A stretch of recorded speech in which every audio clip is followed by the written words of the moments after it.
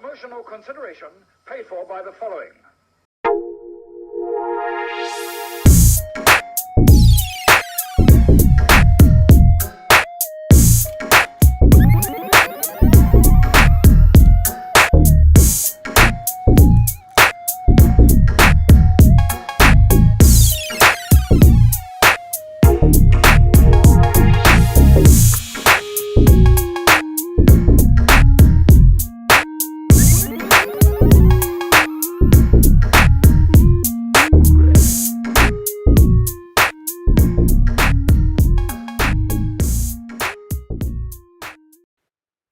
Hello and welcome once again to Cheap Shot Entertainment Quick Shot Reviews.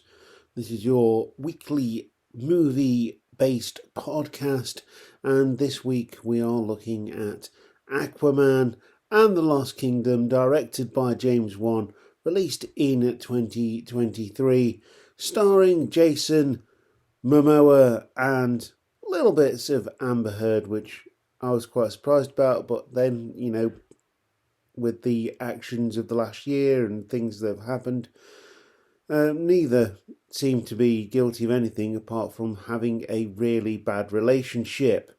And that includes Johnny Depp as well, who's currently gaining his money by advertising smelly things in bottles.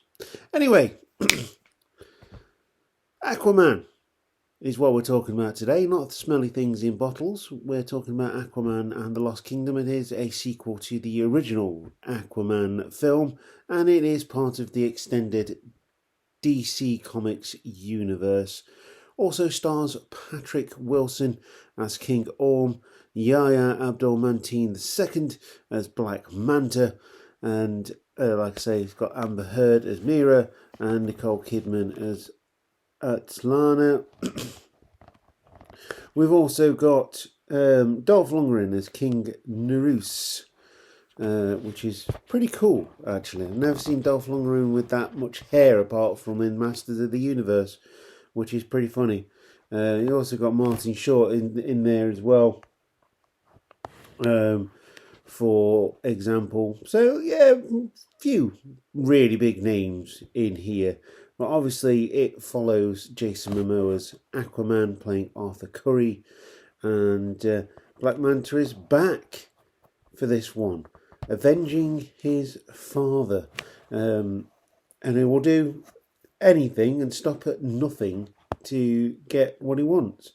And he finds a black trident and becomes a formidable foe to the Kingdom of Atlantis, and all he wants to do is destroy Atlantis and gain control over everything. So my initial thoughts on this film: it's alright. It's not groundbreaking in any single way, but anytime a film takes a superhero who can talk to fish, and it does mention those kind of jokes as well, and making cool and all that kind of stuff, is, it's doing something right. And with a director like James Wan beyond the camera, you're onto a winner. And quite frankly, Aquaman is one of the most interesting aspects of the DC extended universe. Obviously, they've tried The Flash, and I did enjoy that film, but then I'm a DC Comics fan rather than Marvel Comics fan. So, yeah, I mean, I quite enjoyed this. I know it's getting panned by critics. I'm not a critic. All I do is go to films and give you my honest opinion of what I think is the haps with it, I suppose, if that's a thing anymore. What's the haps? Probably just aged myself about 50 years there, but so yes. So the overall story, again, is okay, and I do think that superheroes are only as good as their only as good as the villains that they fight. And with Black Manta, you've actually got a formidable foe. Obviously, there's no superpowers involved, just a super suit until he gets the Black Trident, and obviously that gives you the peril. Of course, you've got all of a sudden you've got this human who is very overpowered, and whenever you get overpowered and human in the same sentence, you get a Donald Trump, and that is pretty much what it is. I'm going to do this, I'm going to do that, I'm going to do the other. It's pretty standard in terms of superhero stuff.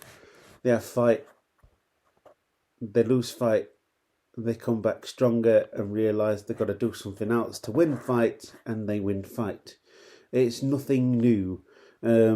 However, Jason Momoa, Patrick Wilson and Yahya Abdul-Mateen II carry this film really, really well. And it's, like I say, it's not great, it's not groundbreaking, it's not going to knock the Avengers off top spot when it comes to everything like this, but it is better than the Marvels. I will say that. There is some hokey CGI, but you'd expect that being a film based largely underwater. You'd expect a lot of CGI, and that's exactly what you got. I'm not a regular film fan in terms of, that's not very good. I will give you my honest opinion, and if you are a fan of Aquaman and DC Universe, then go and watch it. Give it a chance and see what you think.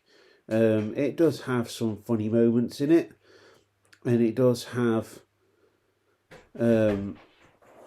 some really terrible moments in it, but it's middling to fair. And again, if you want to go and see this film, it's a fairly solid sequel to a decent film. And I mean, what can you say now? Like,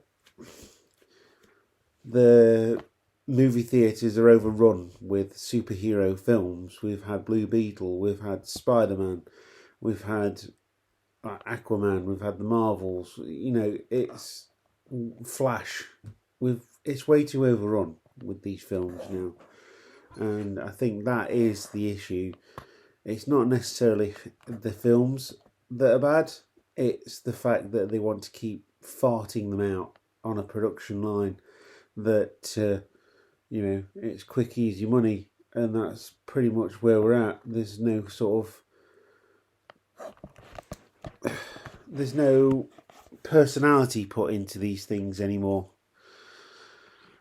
sadly. And there used to be some of the best films out there. When you got a new superhero movie, it was a cool thing, but they're just so frequent now that I'm the same as everybody else, and I think, well, it's a bit too oversaturated, isn't it? That being said, let's go into 2024 as the channel that stays positive with films, and we'll still hopefully get to see some really, really good films. But Aquaman is middling. If you're stuck for something to watch, go and watch it. It's not as bad as people make it out to be. It is quite fun, and like I say, Jason Momoa does a damn good job. And that is it for this week. I'm not quite sure what the next film's going to be, because I haven't booked in for anything just yet. But keep it locked right here on Quick Shot Reviews and Talk is Cheap on the podcasting channel. And I will see you next time, film fans. Goodbye.